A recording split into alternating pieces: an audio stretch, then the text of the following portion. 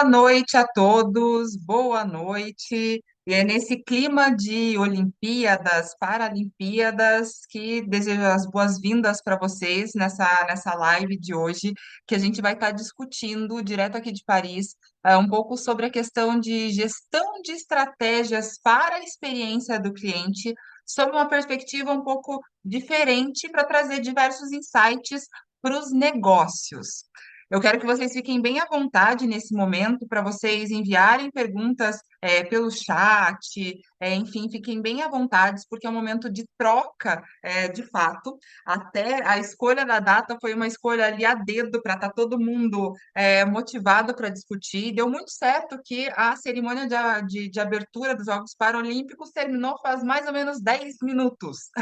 E eu estava aqui acompanhando de pertinho, né, de verdade, vi ali a pira olímpica se acender e agora estou aqui conversando com vocês.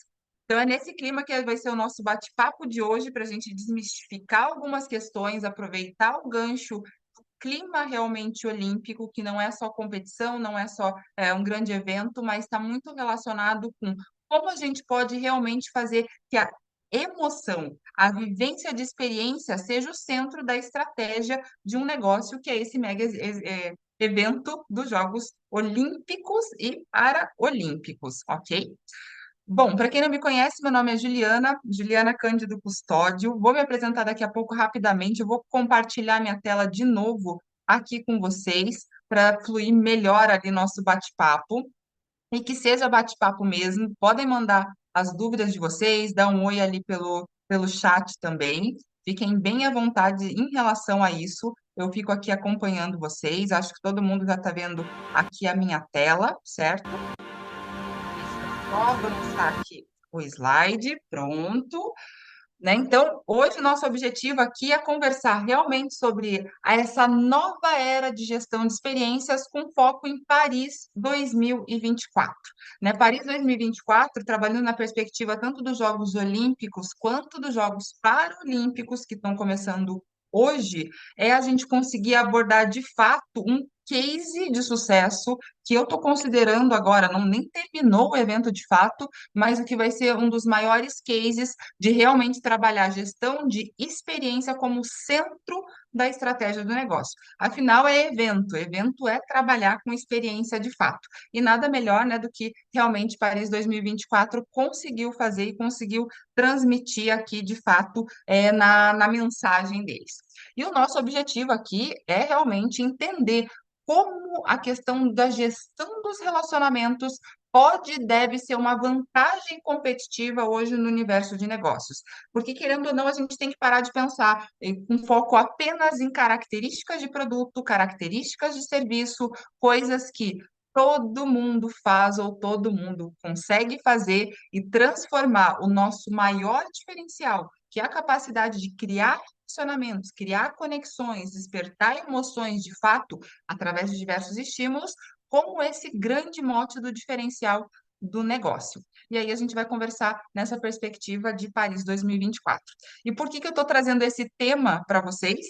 Bom, confesso que Paris 2024 muita gente está vendo agora, né, por causa dos Jogos Olímpicos, dos Jogos Paralímpicos, né, nesse clima de fato, mas esse é um tema que eu já estou trabalhando já de cabeça em alguns projetos já há algum tempo e eu estou atuando diretamente na organização do evento. Eu trabalho com experiência de credenciados, credenciados de uma forma específica, que é o pessoal da família olímpica, que são os comitês internacionais, olímpicos, paralímpicos, os presidentes de federações, enfim, depois eu explico um pouquinho mais essa perspectiva para vocês. E está sendo uma das melhores experiências que eu estou tendo para vivenciar, de fato, esse universo. E eu quero compartilhar um pouquinho dessa experiência com vocês, mas com o olhar de quem está trabalhando com projetos, quem está dentro da organização do evento e também como moradora aqui de Paris. Bom, eu sou a Juliana, eu sou de Curitiba, tenho já parceria com o pessoal da PUC, pessoal do Rio, já faz alguns anos, né? Faz alguns anos que eu estou à frente do curso de Estratégia e Experiência do Cliente, né, na PUC Rio. Acho que vocês já devem ter dado uma olhadinha lá no site. Mas na base eu sou Relações Públicas, sou do Paraná, né, da PUC-PR, e depois, com algumas pulguinhas atrás da orelha por causa da minha formação em Relações Públicas, porque relacionamento, na verdade, não é a gente ter o foco apenas na comunicação, mas está muito mais relacionado a como realmente isso pode ser ali o mote do próprio negócio. E para investigar como realmente, né, trabalhar nessa área de relacionamento como estratégia, depois eu segui uma especialização em marketing, marketing empresarial para ter algumas respostas. Depois eu fiz um mestrado em administração estratégica na PUC para ter mais respostas, sempre focando nessa questão de relacionamento como base da estratégia. Depois eu fiz um doutorado em administração estratégica e um doutorado em gestão, um na PUC e um na Paris Dauphine, né? Sim, eu tenho a dupla titulação. E um pós-doutorado em psicologia do consumo para colocar ali uma cereja no bolo para entender os porquês da parte humana realmente de casar todo esse processo de percepção. E tudo isso, né, porque eu comecei lá em 2007 com essa pulguinha atrás da orelha, e desde 2007 eu pesquiso e atuo com essa área de gestão de relacionamentos de fato, como estratégia do negócio, tanto como pesquisadora, mas também como consultora de estratégia de marketing. Eu comecei na agência Curitiba de desenvolvimento, hoje é a Agência de Inovação de Curitiba, se eu não me engano, eles mudaram o nome, né, que é uma parceria ali com o Sebrae. Já fiz alguns projetos, tanto para agências de comunicação, agências de marketing. Eu tenho a minha própria agência, análise.com, e agora estou com mais foco na minha startup, que é a RepTrack, que é uma plataforma que faz todo o diagnóstico de estratégias e alinhamento estratégico para ajudar as empresas a realmente ter uma centralidade no cliente. Eu sou professora de algumas instituições também, né? Tenho parceria com o pessoal da PUC-Rio, mas já dei aula também na PUC do Paraná há muitos anos, dou aula no MBA da UFSCar, na ISAE-FGV, na Unicuritiba, já dei aula, na verdade, não dou mais, na Universidade Livre de Bruxelas, na Bélgica, onde eu fiz o meu pós-doc. Hoje eu estou no SESI, que é uma escola de engenharia, e na Paris Business School, que são aqui em Paris, tanto para o MBA quanto para mestrado, né? Tudo sempre trabalhando essas questões de relacionamentos estratégicos. Também tem um livro que se chama Estratégia Descomplicada e o blog também, onde eu trago um pouquinho desse meu pensamento, dessa filosofia de colocar o relacionamento como chave ali do diferencial competitivo. Eu já vou pedir para vocês, né? Entrem lá nas redes sociais, até para vocês saberem um pouquinho mais sobre mim, tanto no LinkedIn, Juliana Cândido Custódio, mas vocês podem também acessar, tem o canal no YouTube, assim como vocês já devem, né, saber que a PUC-Rio também tem o canal no YouTube, tem o Instagram, enfim, onde eu tenho alguns conteúdos. Então, vocês podem seguir, né, e vocês podem achar tanto da RepTrack quanto a Estratégia Descomplicada ou doutora.ju Cândido. Então, ali vocês vão ter ali um pouquinho, tanto do meu dia a dia, alguns pontos de vista que eu trago nessa perspectiva e também o que eu estou vivenciando agora em Paris 2024, que está sendo o foco dos meus últimos meses, confesso para vocês. É isso que eu queria compartilhar. Porque hoje aqui, o que que a gente vai conversar? Como trabalhar de fato com a experiência do cliente, pensando nessa perspectiva de eventos dos Jogos Olímpicos e fazendo uma relação. Como tirar e desmistificar essa questão de eventos só como comunicação, só como relacionamento e transformar de fato como uma estratégia e pensar, trazer alguns insights de fato para os negócios a partir disso. Porque a gente tem que sair muitas vezes dessa perspectiva que a gente pensa a experiência do cliente como apenas atendimento e relacionamento baseado na troca, sem ser um relacionamento baseado de fato em estratégia, que a gente tem diferenças aí. Uma coisa está no atendimento de uma necessidade, outra coisa está na gente promover realmente o que a gente quer trazer como resultado, ter alguns objetivos muito claros para promover isso muito mais ali no longo prazo. Tá? Então, por isso que a gente vai jogar muito essa discussão de experiência como estratégia, tá? Mas antes da gente começar a conversar, eu queria trazer algumas reflexões para vocês em torno dessa questão dos Jogos, tanto olímpicos quanto paralímpicos, tá? Nesse bate-papo eu não vou fazer muita distinção entre Jogos Olímpicos e Paralímpicos, tá? Até queria pegar esse momento, né, antes do nosso curso de estratégia e experiência do cliente também para conversar sobre os jogos, para não deixar muito tempo esfriar. Mas como ainda estão rolando os Jogos Paralímpicos, a gente vai colocar aqui na discussão, em voga, algumas reflexões, mas a gente sabe que só os Olímpicos terminaram ainda, tá? Até só para contextualizar ali para vocês. Mas a grande questão é por que sediar Jogos Olímpicos e por que realmente isso se torna muito importante para o local, para a organização, para os atletas, por que Olimpíadas é algo ali que bate, né? Bate Copa do Mundo, diversos outros campeonatos e outros eventos que acontecem, né? Inclusive, Olimpíadas é o maior evento mundial. É o maior evento que realmente existe, né? Por que, então, sediar algo tão grandioso e algo que gera tanto trabalho? Vocês já pararam para pensar sobre isso? Né? A gente tem aí diversas outras Olimpíadas, onde vocês sabem que existiu muito engajamento das pessoas, muito engajamento do governo, muito engajamento das empresas, mas também muito investimento. E o que realmente é o foco para isso?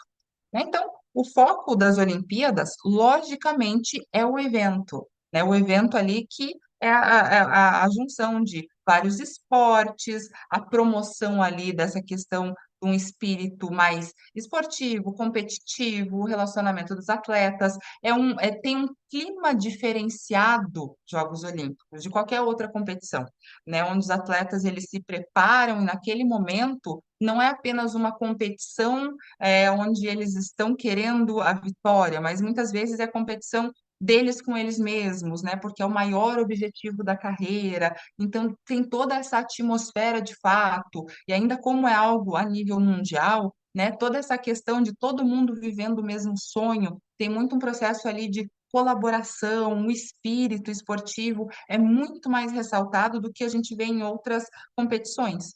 Mas, agora, saindo desse lado, o evento em si, os esportes, né, os atletas, a gente tem que pensar também do lado de quem está promovendo, da promoção de fato, né? Por que sediar Jogos Olímpicos? Então, a gente tem o foco ali de que Jogos Olímpicos, trazendo tanto desse espírito, tanto dessa atmosfera, tantas pessoas envolvidas, primeira grande questão é o desenvolvimento da imagem do local. Os Jogos Olímpicos, ele não começa quando existe ali a cerimônia de abertura. Os Jogos Olímpicos começa mais ou menos 4, 5 anos antes dos Jogos, né? Então, tem todo um período ali de planejamento, de preparação, e depois, alguns anos antes, né, Paris 2024 começou a dar um burburinho maior, se eu não me engano, em 2021, já depois ali de Tóquio, até mesmo na época de Tóquio já se sabiam que 2024, Paris, até mesmo naquela época, Paris era a cidade mais visitada do mundo, hoje em dia está em segundo lugar, né, perde ali para Dubai, e a gente tem toda essa questão desse universo de, opa, o que representa em termos de comunicação, em termos de visibilidade, Jogos Olímpicos? É muito a imagem, é a oportunidade de se posicionar, é a oportunidade de ser lembrado. E isso envolve tanto a questão do desenvolvimento turístico, mas também tem toda a questão midiática por trás das Olimpíadas. Então, a gente não pode se iludir achando que é apenas, né, ali um encontro de esportes, um evento, porque todo evento ele tem um objetivo maior. E o objetivo maior é gerar comunicação, gerar relacionamento, gerar aproximação estratégica. Né? Isso de diversas partes, inclusive promover melhorias, né, relacionados a esse momento, a essa visibilidade, né, essa questão do engajamento de diversos públicos para isso acontecer de fato. Então, o evento não é só o evento, mas é algo que vai reverberar por muito tempo. Né? Isso não só aqui em Paris, mas todas as Olimpíadas, todo grande evento, esse é o grande objetivo, né? E a gente tem a questão do investimento no esporte. todo país que cedia Jogos Olímpicos tem um investimento maior no esporte, afinal, tem toda essa questão da imagem, então os atletas têm que, né, vestir ali a camisa, tem toda a questão da motivação, mas também tem essa questão da mobilização da própria população para mudança ali da mentalidade, da forma de relacionamento com a temática do evento, nesse caso, com o próprio esporte, é uma oportunidade para melhorar essa questão. E querendo ou não, não é só questão de fazer as pessoas terem ali uma rotina mais saudável, pensar, né, em atividades físicas, mas é uma oportunidade para a gente pensar em saúde a longo prazo. É a questão de pensar em conscientização da população. Então, tem tudo isso por trás, né, ali dessa atmosfera olímpica, tem tudo isso por trás de Jogos Olímpicos. E a partir do momento em que a gente tem esses objetivos do que é sediar Jogos Olímpicos, do que é realmente fazer esse evento, vocês perceberam que a gente saiu totalmente da atmosfera atletas e jogos. A gente tem a questão de imagem, desenvolvimento turístico, investimento no esporte, que investimento no esporte também é a questão de qualidade de vida, também é a questão de saúde, e a gente está falando de questões de saúde pública, né, questões governamentais também, e aproximação estratégica de diversos públicos. Tendo isso em mente, né, a gente também tem que ter uma outra questão muito clara, que em Olimpíadas, né, assim como qualquer negócio, a gente tem que ter muito claro a questão do próprio público, do momento, do contexto que estão acontecendo ali, essas atividades que a gente está ofertando de fato para as pessoas. Em Olimpíadas, o público é um pouco diferenciado de outros tipos de campeonato. Até eu fiz uma conferência na Sorbonne no final do ano passado para discutir essa questão de centralidade no cliente, mas trazendo essa perspectiva do público. E aí a gente levantou alguns dados muito interessantes nesse papo que eu tive com eles, que realmente o público de Olimpíadas é um público mais jovem, é um público mais festivo, não necessariamente focado só no esporte, mas é a questão de eu vou vivenciar um momento único. Então, o público não é aquele público altamente engajado só no esporte, mas é em toda a questão do ambiente, do entorno do esporte, né? Então, o público é diferente. O momento também das Olimpíadas, que está vivendo Paris 2024, também é diferente. A gente está num contexto um pouco mais tenso, tanto de questões políticas, né? A gente, nesse lado de cá, as coisas não estão tão tranquilas. Né, enfim, a gente não sente, né, mas elas não estão tão tranquilas em questões geopolíticas, né, em questões de crise sanitária, enfim, a gente tem diversas questões pairando no ar, né, que faz com que realmente seja um momento diferenciado, um momento de atenção. E a gente também tem que pensar que o objetivo do público com as próprias Olimpíadas, com a participação, também acaba sendo um pouco diferente. Então, por que fazer o que todo mundo faz se eu estou com um público diferente, que eu tenho um momento diferente, um contexto diferente e objetivos muito claros de onde eu quero chegar com isso? Então, essa foi a proposta que eu acho que Paris conseguiu abraçar muito bem, trazendo em pauta, de fato, uma postura muito francesa, claro, né, de crítica, de vamos realmente abraçar a causa e fazer as coisas acontecerem da forma que a gente acredita. Tem todo um nacionalismo francês ali por trás, e tem toda uma questão de uma inovação muito pensada. E uma coisa que eu acho que é muito bacana até ressaltar, dessa questão de que Paris 2024 trouxe uma proposta para esses jogos um pouco mais ousada, um pouco mais diferenciada, é que aqui na França, de forma mais específica em Paris, eu percebo muito claro, por questões culturais, por questões sociais, um pensamento voltado à gestão de riscos muito mais aguçado do que a gente vê na América Latina, principalmente no Brasil. Vamos falar no nosso contexto, né? Por quê? Porque a gente tem questões que a gente é sangue quente, né? A gente é um público mais relacional, a gente tem toda essa nossa questão da nossa alegria, enfim, e geralmente a gente tende a ser um pessoas mais otimistas. Aí vocês devem estar se perguntando, mas o que que isso tem a ver comportamento humano, cultura com estratégia, com experiência? Tá aí a grande sacada. A partir do momento em que a gente tem uma forma de se relacionar com o outro diferente, a gente também tem uma forma de fazer com que isso seja uma estratégia também colocada em prática de forma diferente. Por quê?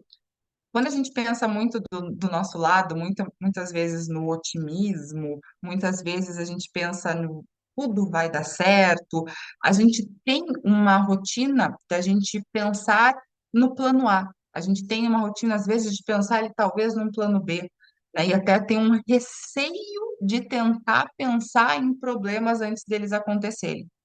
O que eu vejo do lado de cá, né? Aqui a relação com o risco é muito mais próxima. É, tudo pode dar de errado. Então, o que que a gente vai fazer para fazer com que isso dê certo? Então, essa questão do pessimismo, essa questão desse pensamento um pouco mais,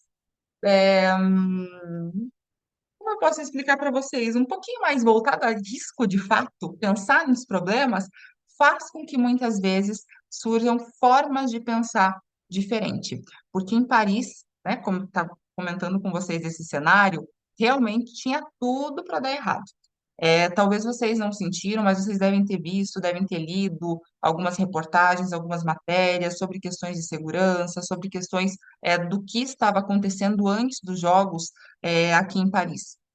Então, o ambiente realmente estava tenso, até na própria, em diversos setores, né, em organização, enfim, não só em Paris 2024, mas, né, no entorno existia um clima de tensão e esse pensamento de e se? O que que vai ser da minha vida por causa de? Então, essa perspectiva era algo muito do dia a dia dessas Olimpíadas, né? Então, é porque era um ambiente muito de incerteza. E quando a gente tem esse ambiente de incerteza, mais uma postura desse lado de eu vou pensar em risco, que não é pensar em problema, é pensar em eu vou me antecipar a, né? Tudo fica um pouco mais tranquilo, né? E aí a gente tem uma capacidade muito maior de inovar. E os grandes problemas onde poderia dar errado era a questão de segurança, né? Acho que vocês estão cansados de ouvir alguns grandes atentados que aconteceram, né, por aqui. E nesse clima de tensão geopolítica, e tem algumas questões que aconteceram na França, inclusive nesse ano, enfim, deixaram o ambiente muito mais tenso em termos de segurança. Realmente era uma grande, era a maior preocupação desses jogos e principalmente da cerimônia de abertura. Então, a segurança foi intensificada de uma forma inimaginável, coisa que eu nunca vi antes, para realmente fazer com que existisse o primordial para a oferta do evento e a oferta da experiência para todo mundo, que é o principal, que é segurança, né? Aí vocês devem estar até lembrando, pensando, mas muita gente reclamou. A gente já chega lá, né? Uma outra questão é a questão da própria saúde, saúde pública. A gente está saindo de um período, né, onde a gente ainda tem alta de casos de Covid, a gente tem outras doenças locais, enfim, algumas que já se tornaram novas pandemias não alarmantes, mas a gente tem um problema de saúde pública muito claro e ainda existente. Então, como fazer com que as pessoas tenham também uma vivência boa, não fiquem assustadas, não fiquem alarmadas, e a gente tem uma estrutura para isso.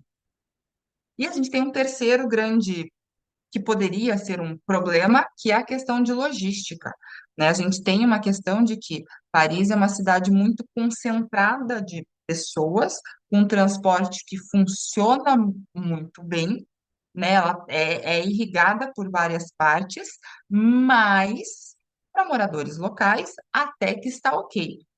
Agora, quando aumenta o fluxo, principalmente intensificando o fluxo com turistas, enfim, as coisas podem complicar, né? E como toda grande cidade, a gente tem o trânsito normal, sem contar com rede de transporte público, e não flui tão legal. Tem uma brincadeirinha que eu faço aqui com algumas pessoas, é que tudo de bicicleta é mais rápido. Bicicleta chega mais rápido que carro, chega mais rápido que metrô, enfim, de uma forma mais independente, porque grandes centros têm essa questão de logística. Então, como fazer com que Jogos Olímpicos, onde a gente tem ali vários centros, tanto de treinamentos quanto centro de jogos, hospedagem, enfim, flua numa cidade que pode virar o caos. Então, pairando esses problemas, como fazer que realmente Paris 2024 oferecesse a melhor experiência para todos os públicos? Então, do lado da segurança, né, aqui algumas imagens desse momento, acho que vocês devem estar lembrados que existiram barreiras de acesso a pessoas em algumas regiões da cidade. Então, existia restrições de fato até para moradores locais, restrições de carro, existia ali um acesso por QR Code, enfim, tinha todo um controle porque precisava de segurança. Isso foi uma coisa legal para todo mundo? Não, não foi. Foi uma coisa realmente complicada para muita gente. Eu, por exemplo, eu morava numa região, moro numa região que era divisa entre a área chamada área cinza e a área vermelha. A área cinza é área de restrição absoluta. E a área vermelha tem uma restrição mais para veículos automotores, para carros, enfim, bicicleta e pedestre era normal, mas era um policiamento mais intensificado. Eu tinha uma vantagem que credencial, né, de Paris 2024, eu conseguia ter acesso a tudo. Mas muita gente perdeu o direito de ir e vir, né, de uma forma mais tranquila, tendo que mudar percurso, né, tendo uma certa dificuldade de acesso para chegar em alguns lugares, tendo que mudar todo ali o esquema de vida durante esses 10 dias, 2 semanas, que antecederam, por exemplo, cerimônia de abertura e alguns lugares ali é, como que é a tradução? Alguns lugares, né, dos jogos, de fato, os locais de competição, para realmente ter mais segurança. Outra questão é Covid. Isso não é de se esconder, isso não é de se alarmar, né? Inclusive, existem números comparando as Olimpíadas de quando estava no auge e as Olimpíadas de agora, né? Isso é uma realidade ainda muito presente. Então, como fazer com que as pessoas elas ainda tenham medidas de segurança, a gente tenha ambientes seguros e realmente uma estrutura para fazer com que tudo aconteça da melhor forma, mas trazendo muita tranquilidade para as pessoas. Então, existia toda essa preocupação de fato, porque, né, não é ainda um momento para baixar a guarda, não é um momento ainda totalmente tranquilo. Né? Até alguns atletas tiveram que ficar de fora de competições, enfim, por questões relacionadas à própria Covid. Trânsito, né, como eu estava comentando para vocês, né, trânsito em Paris, assim como qualquer outro grande centro, em horários de pico, sim, é caótico.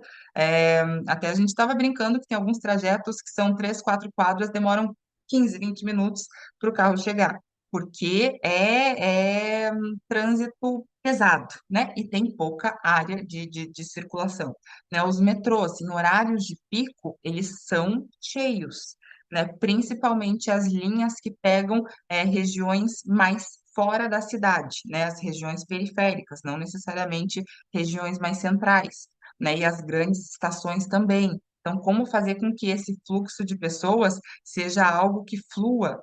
Mas, além disso, né? Como fazer com que a região em torno desses metrôs, dessas localizações, também fossem locais tranquilos. Então, existiam todas essas questões para pensar para a oferta da experiência e para a realização disso. E aí, pergunto para vocês: a gente vai pensar em ações pontuais, ações picadinhas para tudo isso? Ou a gente tem que pensar numa grande estrutura? A gente tem que pensar no macro para fazer com que existam diversas relações. Percebem? Tudo isso está no entorno da experiência que vai ser ofertada. Em nenhum momento eu falei no atendimento, na recepção de atletas, na chegada, na vinda, nada disso. é fazer as coisas realmente acontecerem. Isso aqui não tá nem falando de básico bem feito. É a gente pensar no fluxo de fazer uma vivência naquele ambiente, naquele cenário, que seja ok, né? Que seja mais otimizada e traga segurança, saúde e um aspecto logístico incrível, né? Que são ali os grandes temas. E a gente tem uma outra questão que, para sediar Jogos Olímpicos, o investimento é alto, né? Então, a gente tem ali que Atlanta, em 96, por exemplo, foi 3 bilhões, né? Depois, eu não estou conseguindo ver por causa do zoom aqui, deixa eu até ver. Opa, agora eu vejo. Em Sydney, em 2000, foi 5,4 bilhões de euros. Em Atenas, 11 bilhões.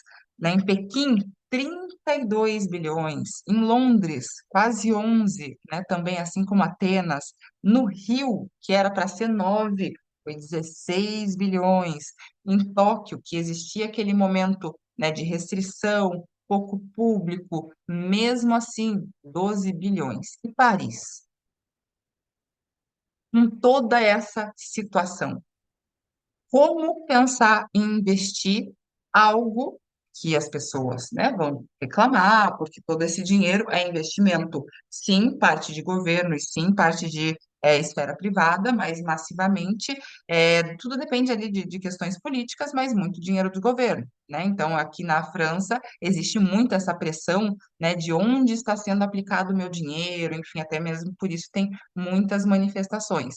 E aí, como fazer com que tudo isso ainda tenha um custo, ok, razoável para Paris 2024?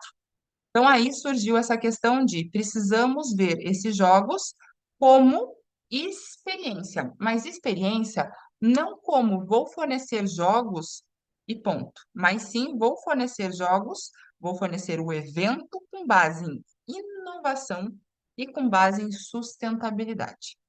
E o que que quer dizer a gente pensar em inovação?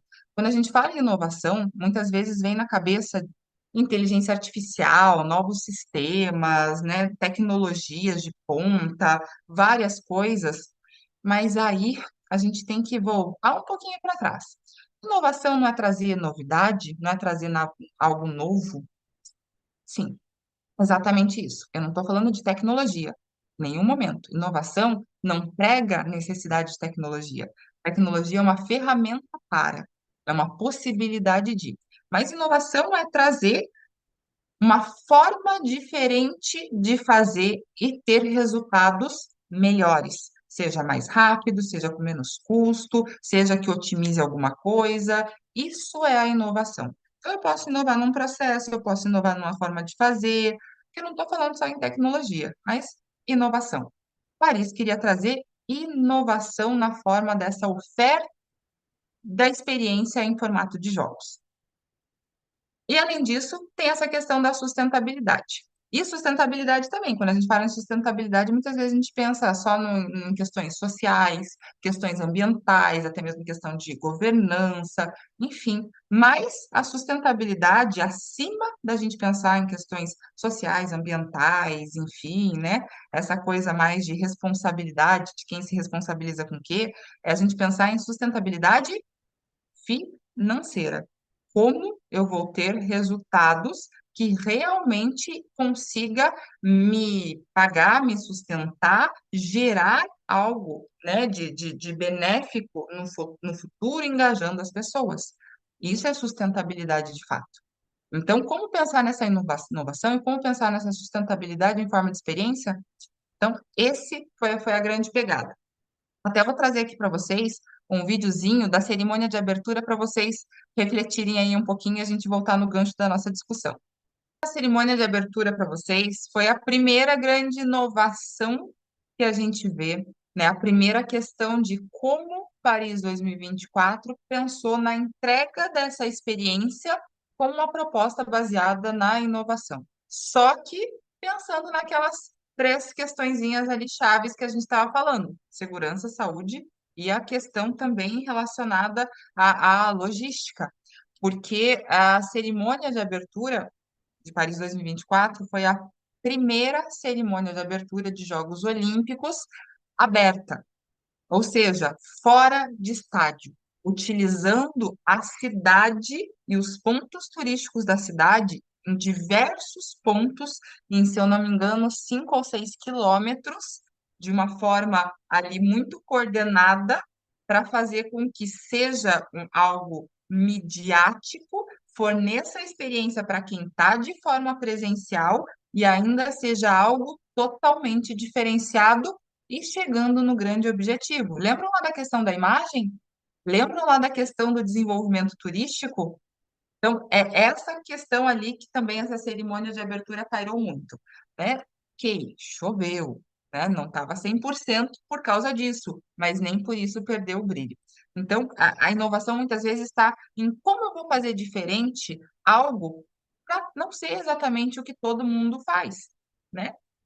Paris também, em 2024, foi o primeiro Jogos Paritários, que teve ali a mesma quantidade de atletas, né, do sexo feminino, do sexo masculino, tudo igual. Ok que isto, né, ter essa igualdade não é algo que os Jogos de Paris trouxeram, mas eles souberam aproveitar essa questão, essa temática, para trabalhar inclusão, aceitação, a questão de gênero de uma forma muito aberta e dando realmente a cara a tapa, tanto na cerimônia de abertura, quanto em diversas outras ações que eles trazem para realmente não remeter a essa questão de que sexo é, como é, enfim, trazendo em pauta, de fato, diversos temas. Isso tudo de uma forma estratégica. Foi também o primeiros Jogos Olímpicos que trouxe ali a perspectiva do Parque dos Campeões, que é um espaço fechado no local turístico, que é a Place do Trocadéro, que é na frente da Torre Eiffel, para os atletas que foram ali, receberam medalhas, né, tiveram conquistas, eles passarem em alguns momentos do dia para ter uma celebração de uma forma gratuita, principalmente para as pessoas que não conseguiam acompanhar de uma outra forma os jogos. Porque, querendo ou não, apesar de toda essa questão, né, muitos lugares de competições serem abertas, terem ali acesso facilitado para as pessoas, para poderem ver, enfim, querendo ou não, participar de Jogos Olímpicos é uma atividade relativamente cara, os ingressos não são baratos, né? Isso independente se é Paris ou independente se é fora de Paris. Mas Paris, né, às vezes ali deu, por questões ali de logística, né? E aí, o Parque dos Campeões e algumas outras atividades que eles trouxeram era uma forma de inclusão para as pessoas conseguirem também participar dessa festa e também ter acesso a esses atletas. Lógico que sempre pensando em como que eu vou fazer com que exista essa festa, exista esse momento de concentração de uma forma segura que eu consiga realmente controlar. Então, também é uma forma de fornecer experiência de uma forma diferenciada. Foi a primeira Olimpíadas que teve maratona para todos, né? Um momento para abrir o mesmo percurso que os maratonistas fizeram para todo mundo se desafiar. Então, foram muitos participantes. Se eu não me engano, a corrida começou, agora eu não lembro se foi às 9 da noite, até 2, 3 horas da manhã tinha saída de gente. As pessoas indo realmente correr, fazer o percurso ali dessa maratona para se desafiar, para participar de alguma forma e ter esse momento de vou fazer esporte. A questão da iniciação realmente é ali da mudança de pensamento da população em relação a isso. Lembram desse objetivo que a gente falou, né, do investimento no esporte? Não é só investimento nos atletas, mas é pensando no todo. Uma outra proposta que Paris trouxe, lembram da proposta da sustentabilidade? Menos construções, menos emissão de CO2. Então, como fazer isso? Né? Aí, de uma forma muito estratégica, eles pensaram, vamos construir apenas o que a gente realmente vai precisar para depois, né? Que foi ali a piscina de Saint-Denis, a Vila Olímpica, que, né, vão ser utilizadas depois, dos Jogos. O resto foi tudo estrutura montável e desmontável, aproveitando lugares já existentes para facilitar tanto questões logísticas, mas principalmente a questão de custo, ser espaço aberto, enfim, e aproveitar também a estrutura da própria cidade em termos turísticos, né? Isso de uma forma muito estratégica que a gente já vai conversar. E também tem a questão de que Paris foi o primeiro mascote que considerou atletas olímpicos e paralímpicos. Então, a gente tem essa relação de inclusão até no próprio mascote, que depois a gente já vai conversar um pouco mais sobre isso. E aí tiveram outros diversos primeiro, né, de Paris. Mas por que que existiu esse pensamento de vamos fazer diferente? Porque eles acordaram ali, tive essa ideia?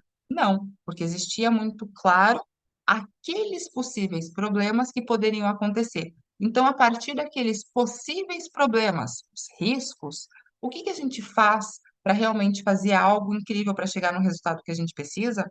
Percebem?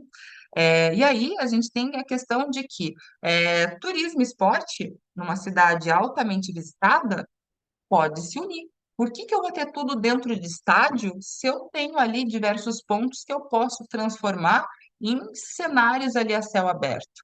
Então, a construção de algumas estruturas, né, em locais muito estratégicos, por exemplo, a parte de equitação no Castelo de Versalhes, né, esse, né, emblemático aqui, que é a quadra de vôlei de praia embaixo da Torre Eiffel, enfim, isso tudo é de uma forma estratégica para fornecer experiências, porque a gente está pensando em redução de custos, a gente está pensando na questão logística, a gente está pensando no céu aberto, a gente está pensando de utilizar locais onde as pessoas desejam estar, onde movimenta o turismo e principalmente sabendo que a gente está pensando em imagens, sabendo que a gente está pensando em turismo, sabendo que a gente está no momento de alto uso de redes sociais e lembram que eu falei para vocês? O evento é para reverberar por muito tempo. Hoje a gente está num momento totalmente midiático de uma forma ali individual, onde as pessoas tiram fotos, postam nas redes sociais, aquilo vira um buzz, enfim, quanto melhor, mais atrativo for o local, não necessariamente só os jogos, mais luz de imagem eu vou gerar.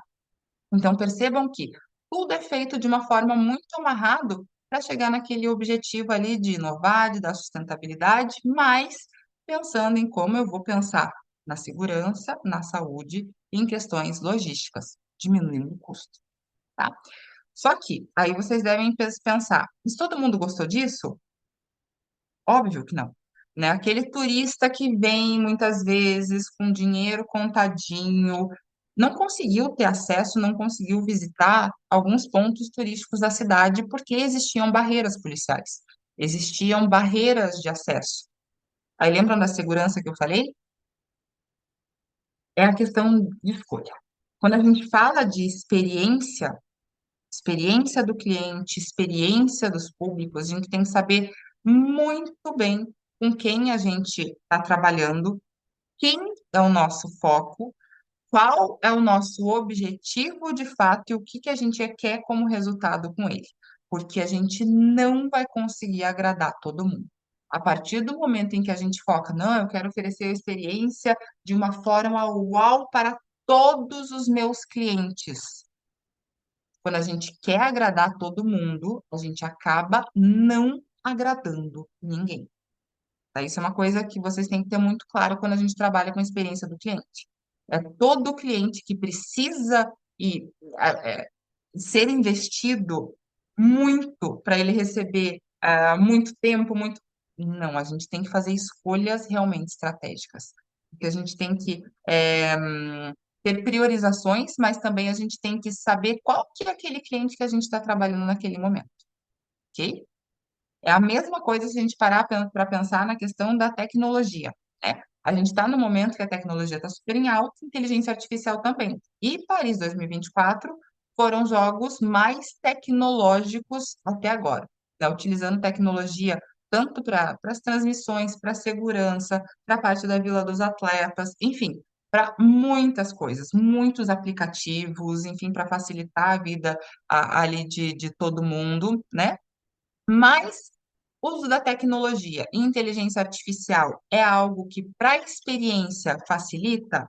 Sim, facilita. Mas a gente tem que ter muito claro que tecnologia, inteligência artificial é um facilitador, é um meio e não um fim, né? Porque quando a gente pensa em tecnologia como solução, a gente não dá conexão de fato, né? Até uma coisa que eu achava muito interessante, ainda acho muito interessante, que muitos dos aplicativos, quando a pessoa é mais, né, enfim, conectada, ela usa não 100% do aplicativo. Existe a necessidade, muitas vezes, daquela conexão com o humano. Será que eu fiz certo? Será que é por aqui mesmo? Preciso confirmar essa informação. Então, a gente tem que pensar que tecnologia é um meio para facilitar relacionamento, para facilitar algo, para dar mais agilidade, mas não necessariamente algo que vai gerar conexão. Porque eu vejo muita gente pensando hoje em tecnologia dentro de gestão de experiências como algo de vou conseguir atender todo mundo, eu vou conseguir dar escala para o meu negócio. Lembram da questão anterior? Quando a gente fala com todo mundo, quando a gente presta atenção em todo mundo, a gente dá a mesma coisa para todo mundo, a gente acaba não agradando ninguém de fato, né?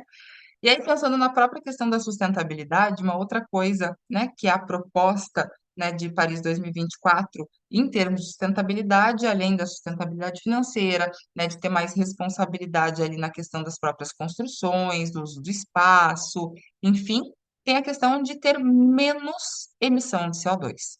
Essa foi a grande proposta, né, de Paris 2024, ainda não tenho os resultados, mas vou ter em aula, né? Muitas informações que eu estou trazendo aqui para vocês são informações de mídias abertas, tá? Eu fiz questão de não trazer nenhuma informação oficial de fato, apesar de eu ter acesso, porque, né, estou dando minha opinião por questões, né, enfim, até éticas ali de trazer algumas informações, é, né, oficiais aqui para vocês e de questões de organização do evento. Mas essa questão da emissão, da menor emissão de CO2, como que eles estão fazendo toda essa gestão? Todos os veículos, absolutamente todos os veículos ligados aos jogos, sejam ônibus, sejam os fleets, que são os carros que são ali com os motoristas das pessoas, né, relacionadas ali principalmente à família olímpica, alguns parceiros estratégicos, enfim, os TX, que são os veículos oficiais dos jogos, né, para transporte de algumas pessoas chaves também, todos, absolutamente todos, são elétricos, incluindo esse daqui, né, que é uma produção ali da Toyota, que é a hidrogênio. Pelo menos para mim foi uma novidade, né, ver um carro a hidrogênio. Então, ele tem um processo totalmente diferenciado, né, ali de combustão para fornecer a partida elétrica, né, o motor elétrico de fato, mas trazendo essa proposta de novidade, inovação, sustentabilidade para os jogos, né? E ali tem uma forma de oferta e contato com o produto, que também depois eu conto para vocês, né? Que os próprios voluntários ali entram muito nessa relação. Então, quando a gente pensa apenas em questões do social, do ambiental, de questão de responsabilidade de fato, quando a gente fala em sustentabilidade, quando a gente fala em experiência voltada a fornecer essa sustentabilidade, a gente não consegue engajar de fato participação. E essa participação, né, estou falando do envolvimento tanto dos públicos ali que fazem, né, o negócio acontecer, dos parceiros estratégicos, né, no caso da própria Toyota, dos voluntários que estão atuando nessa questão ali dos próprios automóveis, de alguns motoristas, dos próprios usuários desses veículos, tanto ônibus quanto os carros, né? Então, para ter o engajamento de fato e essa percepção, a gente tem que parar de pensar no básico. O básico, muitas vezes, é aquela coisa de vamos ajudar. Ajudar é algo que já existe a necessidade, né? E a necessidade é algo que engaja, que as pessoas se mobilizam, vão fazer. é difícil manter o engajamento depois que essa necessidade é atendida. Agora, quando a gente trabalha com foco um pouco mais, vamos pensar no todo, vamos pensar a longo prazo, vamos ter objetivos claros, nem que se for a questão do equilíbrio financeiro no final, a questão de desenvolvimento de novos produtos, de novo, né, voltando toda essa questão de fato que a gente pode levar à sustentabilidade, isso sim faz um engajamento maior e fazem ações ali mais impactantes acontecer, tá? Então a gente tem que deixar muitas vezes aquela historinha linda, maravilhosa, e a gente pensar em coisas mais objetivas nessa oferta de experiência. E uma outra coisa, né, para trabalhar aqui na sustentabilidade, mas aqui é uma forma de pensar diferente, mas trazendo uma inovação dentro dos mascotes com o objetivo de criar de fato emoção. A Frigi é a mascote desses Jogos Olímpicos. No Brasil virou chacota. Não sei até se vocês chegaram a ver. Um dos maiores jornais franceses fez a resposta. Não vou entrar muito em detalhes, também levo em aula para vocês. Eu, se fosse vocês no Brasil, parava, não é com a brincadeirinha, mas brincadeiras à parte até aumenta ali o engajamento em redes sociais. Mas a Frige trouxe essa proposta de ter tanto o bonequinho olímpico quanto o bonequinho paralímpico, mas principalmente ela é um dos mascotes, ela, ele, enfim, não tem um sexo definido, eles fazem questão, mas todo mundo aqui chama de ela, né? É, tem essa relação muito forte, está engajando muito, está conquistando muito as pessoas, principalmente, né, aqui, né, que eu estou vendo, e nas redes sociais, porque ela sai da perspectiva tradicional, ela sai da perspectiva do que todo mundo esperava de fato de uma mascote, para fazer com que as pessoas se apeguem a novos sentimentos. Elas criem novos lugares para colocar esse bonequinho, para criar essa conexão de uma forma diferenciada, né? Afinal, quando a gente cria um mascote, o mascote geralmente é a representação de algo que a gente quer transmitir daquele local, daquela marca, daquele evento.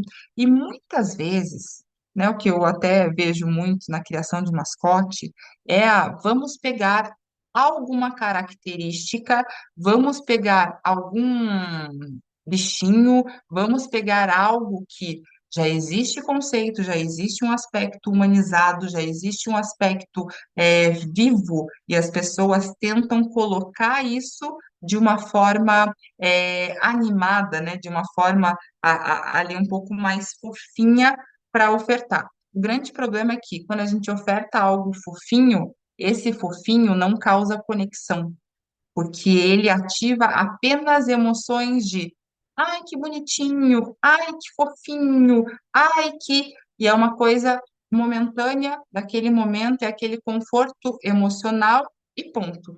Tudo que tem um certo conforto emocional, ele gera uma alegria, e essa alegria ali aquele momento. Não é algo que engaja ao longo do tempo, que não desperta aquela sensação do diferente, do algo a mais, do imaginário diferenciado. Que isso tem todo um processo de criação envolvido. E é isso que está por trás da Frige. Né? Mas a Frige aí tem uma história um pouquinho ali diferenciada, também trago mais para frente ali para vocês com mais detalhes. Eu vou passar. Il y en a une qui a vécu sa meilleure vie durant ces JO, c'est Frige. La mascotte de Paris 2024 était présente sur plusieurs épreuves et n'a pas boudé son plaisir.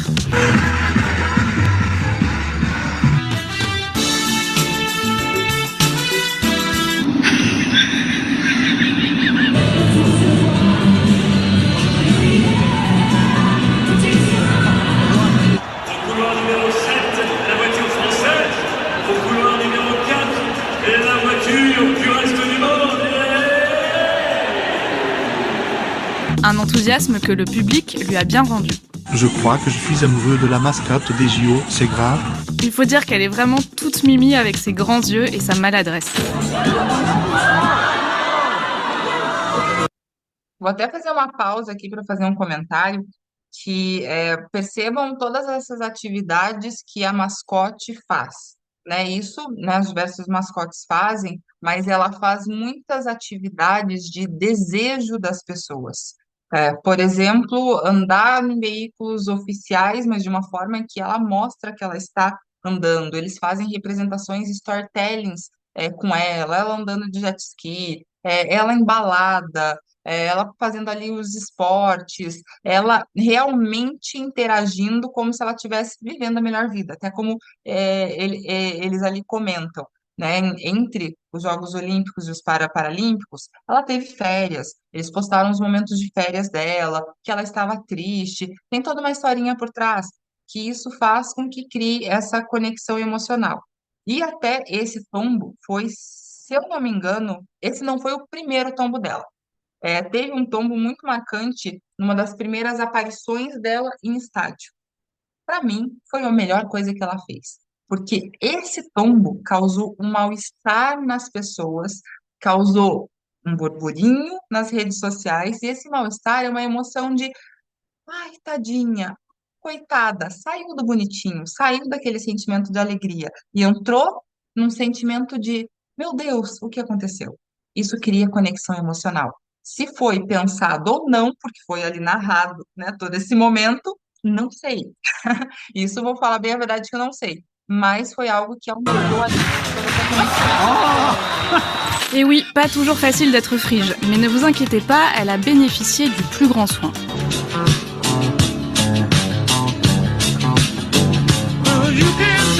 Mais même avec ses tout petits bras, elle a lancé un clapping légendaire au Parc des Princes.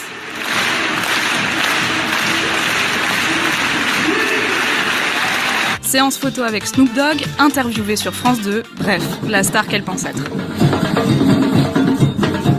Elle a même désormais son propre audio sur TikTok. La Frige! C'est la Frige!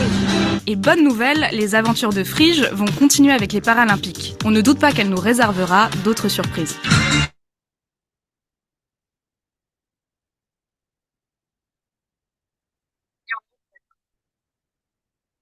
Bom, então quando a gente pensa muitas vezes no óbvio, como eu estava falando para vocês, até nessa questão ali do pensamento de uma mascote, a gente pensa em criar emoções muitas vezes já existentes. Agora, quando a gente sai de formatos, a gente sai de entregas, a gente sai de detalhes que não são necessariamente o óbvio, são diferentes, remetem as pessoas a fazer um esforço cognitivo de criar um espaço na cabeça delas para aquela novidade, isso vai criar uma conexão maior, porque a emoção também criada é diferente. Então, tudo que é óbvio proporciona emoção mais superficial. E emoção superficial, geralmente, né, que são aquelas emoções mais de trabalho, enfim, ou mesmo emoções que a gente já conhece, não engajam, não se conectam, não fazem com que crie um relacionamento de fato, né? E aí eu estava falando para vocês, né, dos investimentos, o resultado, também, de novo, né, de jornal, CNews, aqui da França, a previsão era ser 6 bilhões, né, já ousado essa questão do investimento em Paris 2024, porque é um dos menores que realmente foram propostos ali como investimento inicial, e foi o que menos passou ali a cota desse previsto, né, chegando ali em 9 bilhões. Aí por, né, questões até mesmo do Rio Sena, enfim, né, mas percebam que tudo isso que foi feito, nesta proporção que foi feito, teve menores investimentos dos últimos ali 20 anos, muito menores, né? E numa forma ali, numa proporção muito maior também. Até mesmo alguns resultados, por exemplo, investimentos publicitários. Em Tóquio, né, em 2020, tiveram 17 milhões, né, de euros em anúncios publicitários, sendo mais de 3 mil ali spots e 164 anunciantes. E Paris 2024 até agora, né? Só investimento publicitário foram 130 milhões, quase 10 vezes a mais do que Tóquio, sendo que o número de spots bem menor e também o número de anunciantes é menor também. Então, só essa é uma parte ali do resultado, né, que está gerando toda essa questão desse evento por causa da forma do que ele está trazendo em termos de visibilidade para as marcas. Então, vocês perceberam que aqui eu não falei absolutamente nada para vocês de experiência como atendimento. Não falei atendimento de atleta, não falei de atendimento enfim, detalhe, não falei de relacionamento, mas a gente tem um relacionamento com as diversas partes ali do processo para fazer isso acontecer, né? Por exemplo, parceria com as marcas, parceria entre empresas para ofertar de fato alguns serviços, as estruturas, enfim. Então, isso é pensar a experiência como estratégia, que é eu pensar em como que eu vou fazer a criação de emoções para criar conexão, criar um engajamento de fato com as pessoas, para criar uma memória de um envolvimento a longo prazo que me traga resultado financeiro. Isso não é atendimento, isso não é relacionamento. Percebam que isso é de fato experiência, mas aí para isso eu tenho que pensar e mudar alguns paradigmas, né? E o que que eu vou fazer? Eu tenho que pensar no que eu já tenho, na imagem já percebida, mudar a forma em que eu penso, em que eu faço essa questão da oferta da experiência, através ali de uma estrutura, de uma cultura e da própria estratégia ajustada e alinhada para essa entrega para eu ter novas emoções, para eu criar de fato emoções que proporcionem mais engajamento do meu público. E é isso que vai me gerar resultado. Só que esse processo, né, de pensar em todo esse processo ali de mudança, não se consegue sozinho.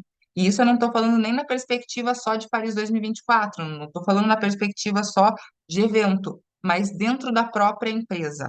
A experiência do cliente lá na ponta, pensando em estratégia de negócio, ela só acontece de fato com excelência quando a gente pensa em uma cadeia de valor com excelência de fato e objetivo bem claro no cliente. E esse objetivo de bem claro no cliente não é eu pensar, eu vou oferecer o melhor produto para ele em termos de algumas características técnicas. Eu vou oferecer o melhor relacionamento, o melhor tempo de atendimento para ele, o melhor relacionamento lá na ponta com ele.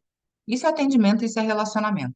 Oferecer a qualidade no produto é obrigação da empresa. Agora, eu pensar em como que eu vou fazer toda essa cadeia fazer todo um processo fluido e conectado para suprir uma necessidade emocional, para suprir uma conexão maior, um envolvimento maior do cliente com a minha marca, com a minha empresa de fato, isso é fazer a experiência como estratégia. E isso é eu pensar na cadeia, né, longa ali do negócio, tá? Não só de forma operacional ali na ponta, tá? Que isso na forma operacional na ponta é a pontinha ali do iceberg, né? Porque a gente tem que pensar, quando a gente fala de experiência do cliente, na criação da memória afetiva, que essa questão da memória afetiva é a emoção que vai trazer um resultado.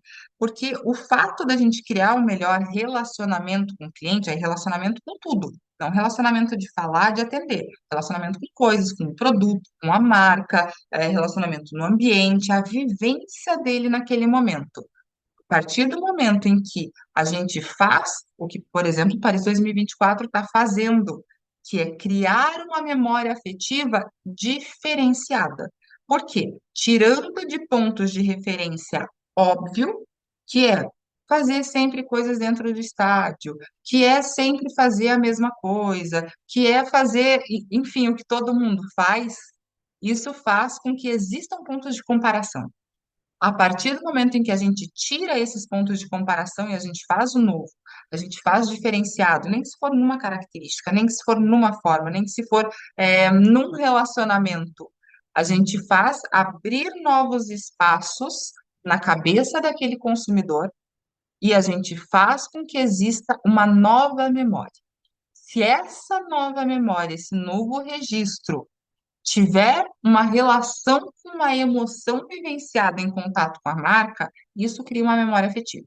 E essa memória afetiva, ela é lembrada por mais tempo do que uma memória de trabalho, algo cognitivo, um aprendizado ali que eu vou ter comparação, padrões de referência, ou vou ter uma utilidade naquele momento, que a emoção fixa mais.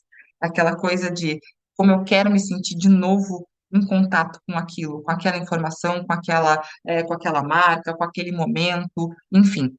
Isso faz com que exista uma fixação da imagem do que foi vivenciado, da imagem da marca, da imagem do produto, de uma forma muito maior. Faz com que as pessoas tenham uma menor dissonância cognitiva, ou seja, elas fazem realmente um ajuste ali na sua memória, ter uma aceitação melhor, mesmo se a empresa tiver alguns erros, mesmo se a empresa tiver alguns problemas, e ela vai proporcionar engajamento de fato. Ela vai fazer com que exista uma lealdade à marca. E essa lealdade não é aquela lealdade muito mais pontual, que é o que a gente chama de lealdade comportamental, que é de compra repetida, que às vezes a pessoa está ali, ela compra, ela gasta o seu dinheiro, mas nem sabe por quê. Ou é porque é mais fácil, ou nem quer ter trabalho. Essa é a pior lealdade que tem. Porque qualquer outra característica de produto, qualquer outro preço, qualquer outra oferta, qualquer outro novo concorrente, pega esse cliente e leva embora.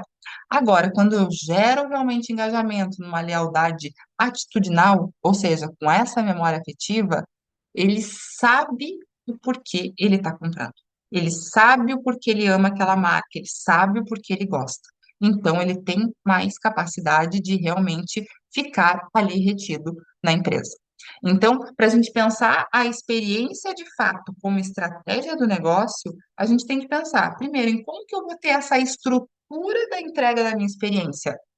Perceber no todo, não é eu pensar em como que eu vou ter a melhor equipe de atendimento, como que eu vou ter lá na ponta esse processo. Não, essa equipe de atendimento, ela precisa de uma bagagem que venha não só através do produto, mas através do clima de trabalho, através da forma de contratação, através da qualidade do que é entregue, através da estrutura logística do que o cliente está recebendo, através do posicionamento da marca, que vai ser coerente com o discurso que ela vai estar entregando.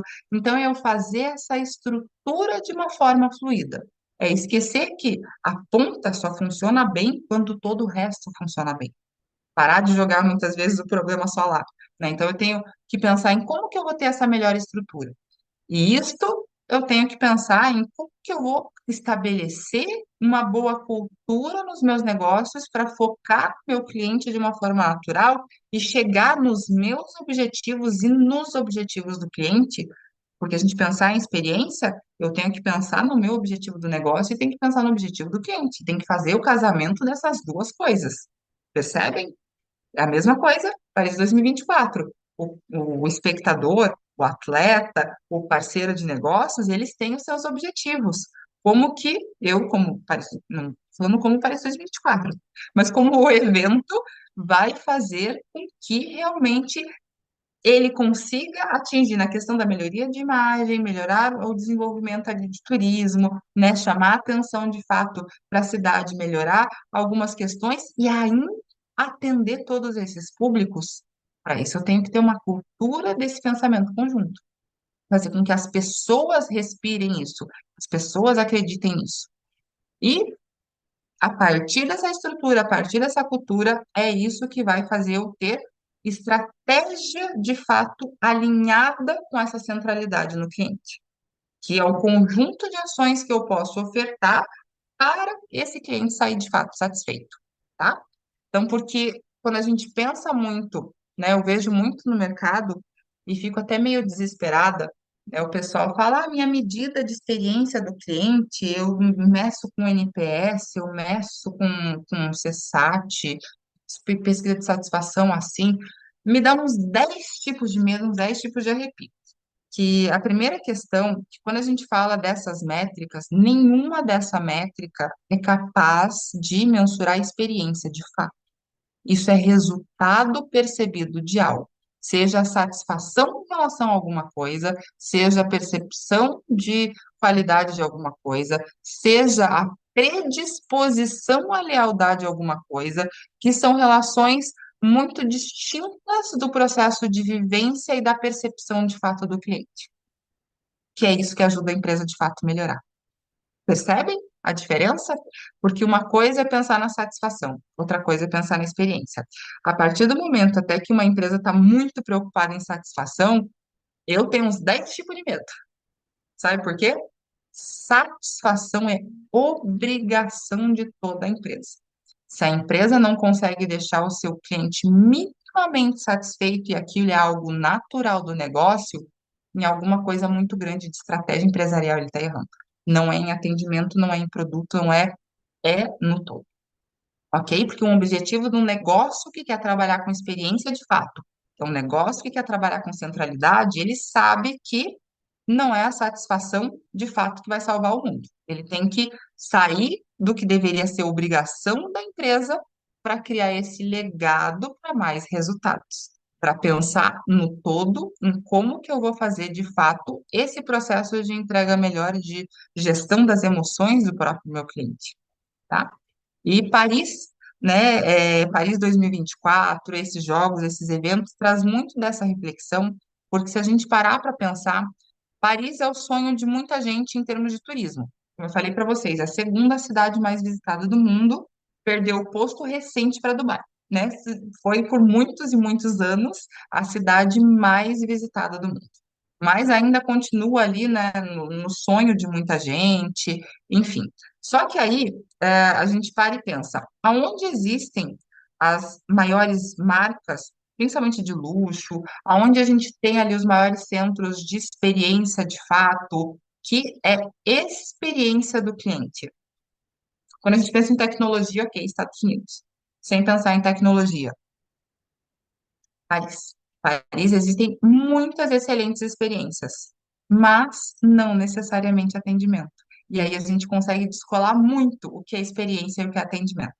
Atendimento é aquele momento de contato, aquele momento de relacionamento, aquele momento de troca pontual. A gente pode ter um atendimento que meia boca, mas mesmo assim a gente vivenciou uma experiência, o todo, muito bom.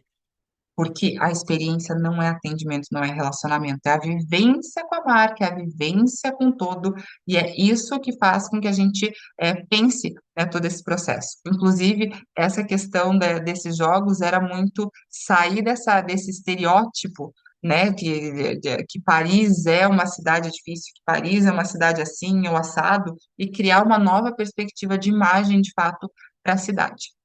Até, só abrindo aqui para vocês, muitos parisienses, mais de parisienses ficaram assustados. Meu Deus, eu não imaginava isso. Que maravilha! Elogiando, né, tudo que está acontecendo. Enfim, então o foco de experiência como estratégia, né, é tirar a questão da atenção do preço, né, tirar a questão da atenção só no atendimento e pensar em criar emoções. Mas por quê? Porque a partir desse momento que a gente cria emoções, a gente está focando em duas questões chaves, que é adequar ou melhorar a percepção de qualidade e proporcionar essas memórias de fato, principalmente as memórias afetivas.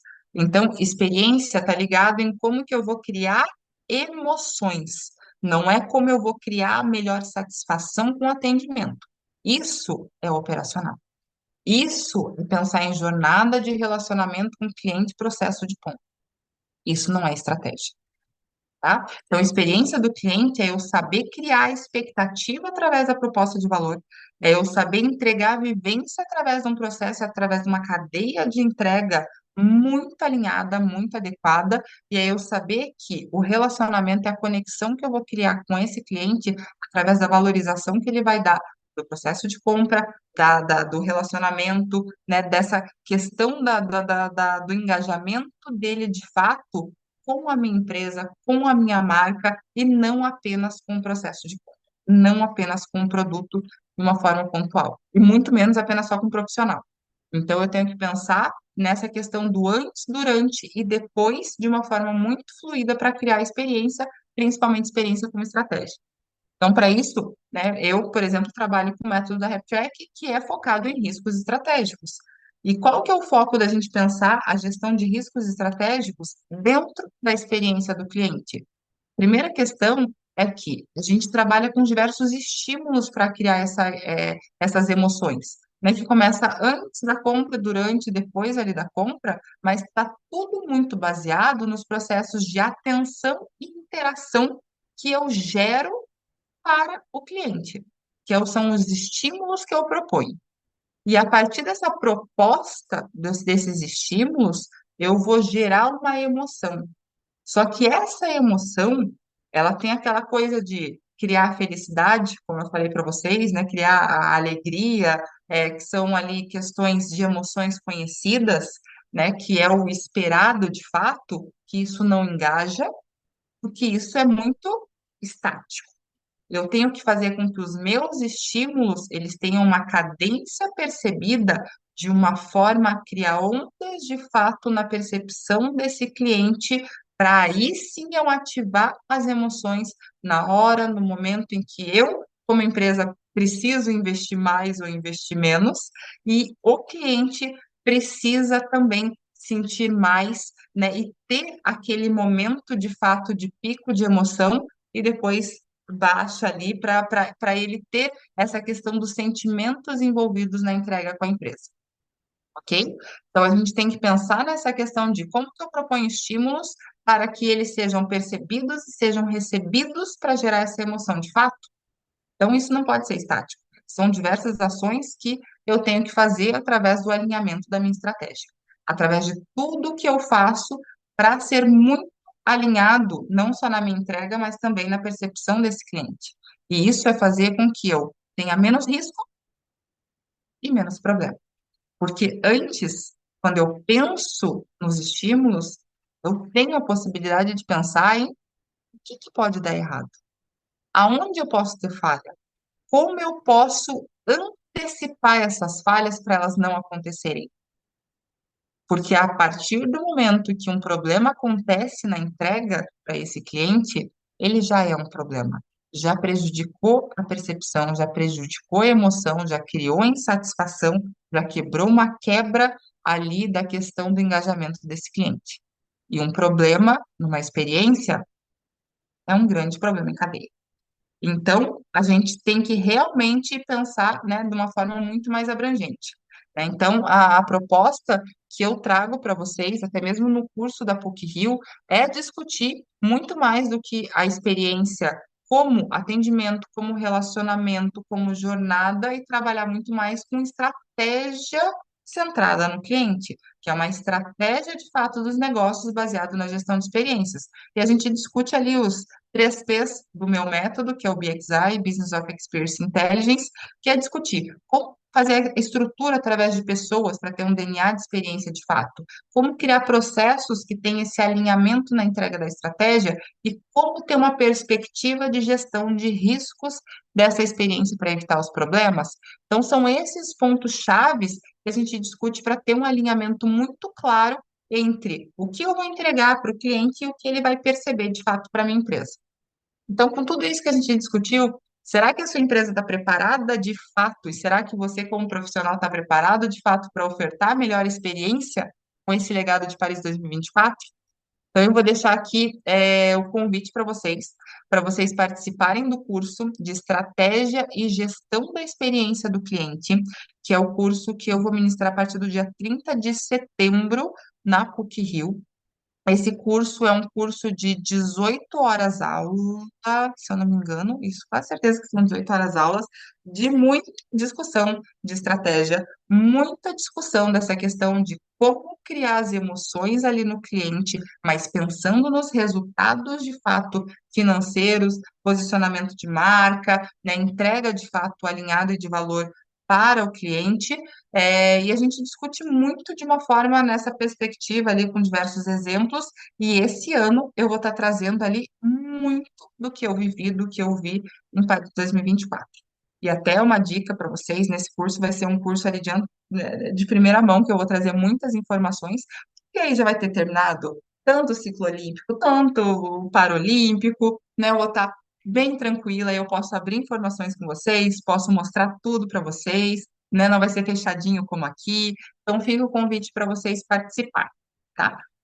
Tem uma outra live também, mas mais informações a gente solta mais para frente com alguns convidados. Vai ter uma atleta olímpica, para a gente discutir algumas questões de liderança centrada no cliente, uma produtora executiva da Globo, mais uma pessoa relacionada a uma alta liderança em Paris 2024, para a gente discutir essa questão da centralidade no cliente numa perspectiva mais prática, para competências pessoais. Isso vai ser ali na metade de setembro, que antecede o curso também. Mas fica aí a dica para vocês se inscreverem e participarem, tá? Para a gente discutir muito sobre essa questão de experiência como estratégia. Então, vamos revolucionar a experiência juntos? Espero que vocês tenham curtido o tema dessa palestra, abordagem. Fico à disposição de vocês. Se vocês quiserem conhecer um pouco mais sobre o meu trabalho, tanto vocês podem entrar no meu blog, né, no LinkedIn, mas também no site da minha startup, a RapTrack, raptrack.app. Aí lá vocês vão conhecer um pouquinho da proposta, do que eu faço, como eu faço, a metodologia, até para vocês verem a pegada do que eu trago em aula de fato. Vamos agora ao momento das perguntas. Vou começar aqui com a pergunta do Leonardo. Boa noite, Leonardo. Há de haver uma anterioridade afetiva com o mascote para engajar? A anterioridade afetiva, ela pode ser criada, na verdade, a partir do momento em que a gente cria novos pontos de referência. Por exemplo, esse mascote, ele é um formato totalmente diferenciado, né? O chapeuzinho ali, que é toda uma questão da República Francesa, mas até na explicação da jornalista que fez a resposta para os brasileiros, que estava chamando a mascote de clitorito, enfim, né? Que a gente também tem esse mesmo chapéu dentro da própria bandeira de alguns estados, também representando questões da República. Então, assim, essa anterioridade afetiva não é necessário. A gente pode criá-la a partir de elementos chaves que a gente desenvolve nas pessoas. Né? A necessidade afetiva, sim, ela tem que existir, mas não necessariamente esse sentimento de engajamento. Inclusive esse mascote, gente, eu tenho que contar para você, eu vou contar mais em aula, mas você sabe que Frige é prima dos Minions, né? Primos. Minions foi desenvolvido na França, tá? Então, né, depois eu até falo mais detalhes ali para vocês. A Mariana perguntou aqui, boa noite, Mariana. Eu só consegui chegar agora, gostaria de recuperar a palestra desde o início. Vocês vão disponibilizar no YouTube? Sim, a palestra vai ser disponibilizada, mas um pouco mais para frente. A tela está sendo fechada agora por questões de contrato. Eu não sabia o nível das informações que às vezes a gente se empolga, fala um pouquinho mais, enfim, né, que eu ia trazer aqui para vocês. Então, ela vai ser disponibilizada no YouTube, mas mais para frente. Alguém tem mais alguma questão, alguma dúvida? O que que vocês acharam? Esse é aquele momento de abrir o coração, perguntar. Muitas coisas eu vou falar para vocês, né, nas aulas, não aqui de uma forma aberta, até algumas informações, algumas análises, que trazem muitos insights, porque eu vou confessar para vocês uma coisa. Agora a gente está no finalzinho. é, eu ter participado dentro da comissão do Paris 2024 foi uma das melhores coisas que eu fiz nos últimos anos, confesso. Assim, o corpo não me pertence mais. Tá difícil, mas confesso para vocês que ver o todo, poder participar ativamente, mas também aproveitar como espectadora, né, de algumas atividades, de alguns jogos. Eu fui na cerimônia de abertura, eu fui, em alguns jogos, eu participei de algumas atividades, de alguns locais que eles proporcionaram, né, eu vivi toda essa questão ali das barreiras por morar num local aqui muito próximo, né, do centro de eventos. Isso está trazendo uma visão do todo. Muito grande, muito bacana de fato, e até por isso que eu estou, né, abrindo esse tema aqui, vai ser o tema que a gente vai trabalhar muito no curso, porque ele tem muito para trazer como insights para negócios, muito, né, essa coisa estratégica que eles trouxeram aqui nos jogos. Mariana, hoje eu trabalho em uma empresa pública. Como transformar uma mentalidade burocrática em uma mentalidade voltada para a satisfação do cliente dos diversos dos públicos-alvo que temos? Foi bom você falar dessa questão da mentalidade. Você sabe como que começa, de fato, a transformação, de uma empresa para ela ser mais centrada no cliente? Essa transformação, ela começa pela mudança da alta gestão. Então, a alta gestão, até por isso que a gente vai fazer a próxima live voltada a esse tema de liderança, é, a alta gestão precisa acreditar e precisa querer mudar esse formato, não a questão da burocracia, mas o pensamento voltado ao cliente, seja o cliente interno, seja o cliente final, enfim, é muito a questão de a gente ter essa habilidade de conseguir pensar no outro. E aqui eu não estou nem falando de empatia. Estou falando de características e formato de relacionamento mesmo. Então, tem que começar aí por aí, por uma mentalidade muito mais individual para isso transbordar e passar por isso. Tem algumas pessoas que vêm conversar comigo, eu queria ter uma empresa mais assim, mais assado. E assim, hoje, depois de trabalhar mais de 15 anos com isso, eu já sei um pouquinho se a empresa vai, se a empresa não vai, pela própria pessoa. Que a pessoa tem que estar aberta a isso, a pessoa tem que, né, a alta gestão, as pessoas, a nível individual, porque é a nível individual que vai impactar o todo, né? Então, assim, não adianta a gente pensar em muito, eu vou transformar uma cultura da noite para o dia. Isso não acontece. Primeiro a gente transforma pessoas, depois a gente transforma processos, para daí a gente conseguir transformar uma cultura aí, ao todo, tá? É por isso que é a proposta do método que eu trabalho, de pouquinho em pouquinho, né? Não, não dá. Imagina, Mariana, de nada, eu que agradeço a participação de você e de todos aqui os presentes. O Leonardo, assim como pensávamos em consumo de bens, depois em consumo de serviços. Hoje é possível pensar no consumo de experiências?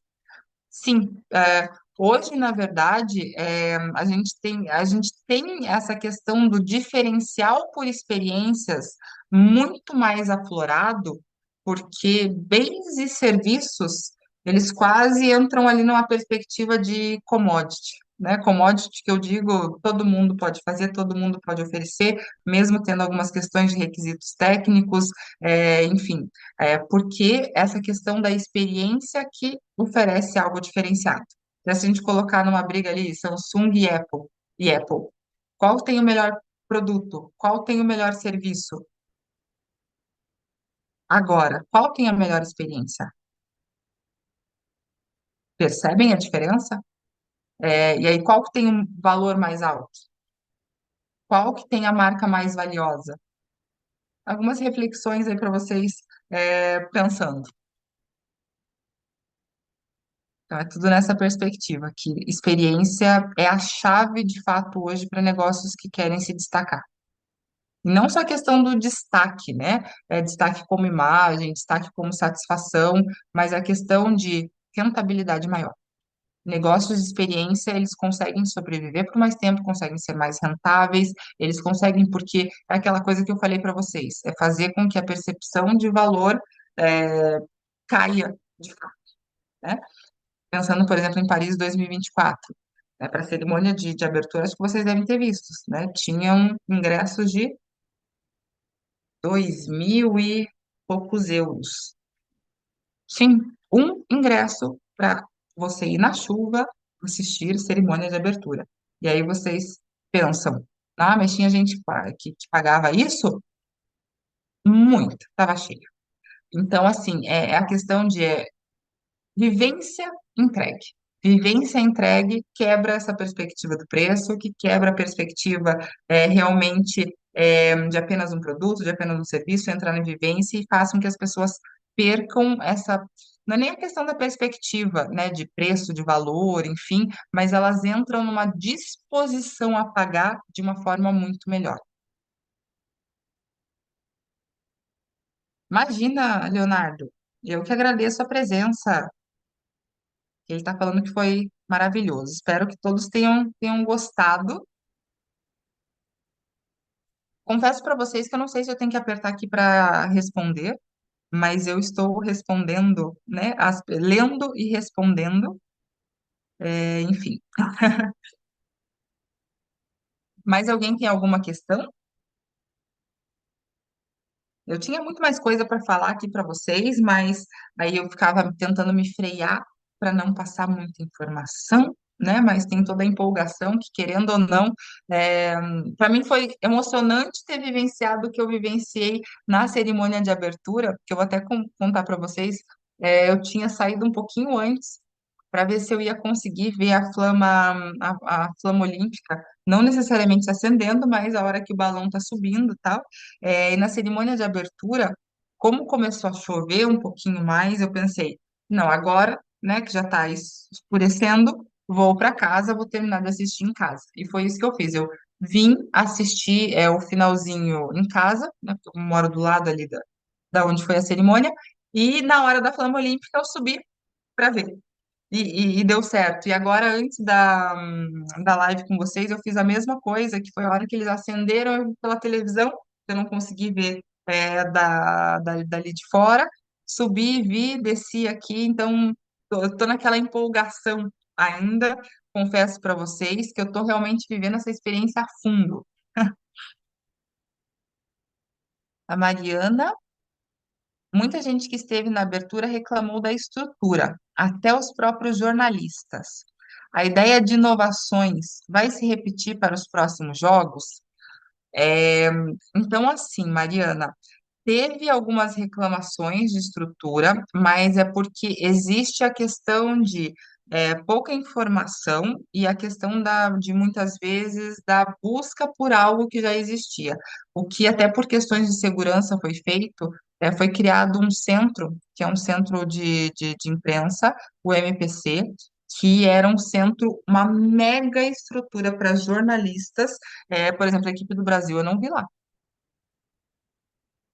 só para falar, né? Mega estrutura para jornalistas, enfim, para fazer toda a questão do processo de transmissão, edição, enfim, equipamentos, ajuda, enfim. Então, assim, estrutura nos locais, ali não existiam até por questão de segurança, mas existia esse centro onde foram todas as conferências, todas porque eles queriam evitar essa aglomeração de jornalistas nos locais de prova, principalmente por questões de segurança. E aí foi criada essa estrutura desse centro para isso.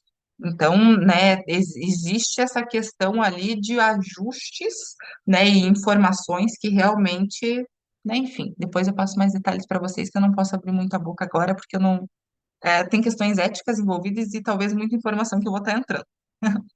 E essa questão de inovação para os próximos jogos, assim, alguns comentários né, internos nossa, vai ser difícil para Los Angeles agora, enfim, e muitos países comentando nessa questão de, nossa, o que Paris fez agora vai ser difícil a gente conseguir repetir, enfim, né, então, assim, existem essas preocupações em termos de vamos fazer diferente. Mas Paris fez fez a lição de casa muito bem feita de vamos lançar a proposta de inovar. Então foi essa a questão.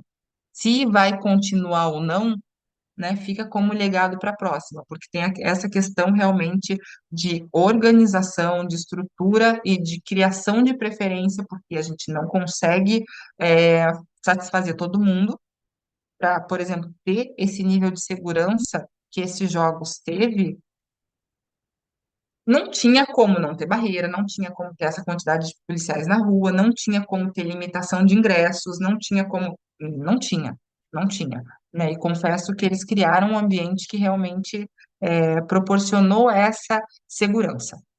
Eu até tenho amigos que eles iriam comigo na cerimônia de abertura, eles não foram, perderam o ingresso, porque é receio. Enfim, então tem toda essa questão, sabe?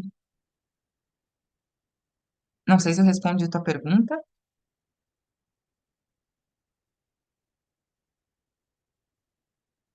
Mais alguma questão?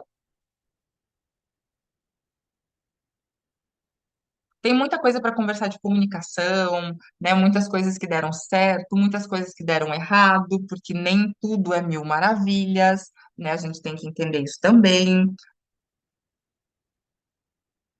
Tudo isso eu abro em aula para vocês, por isso que eu convido vocês para participar do curso.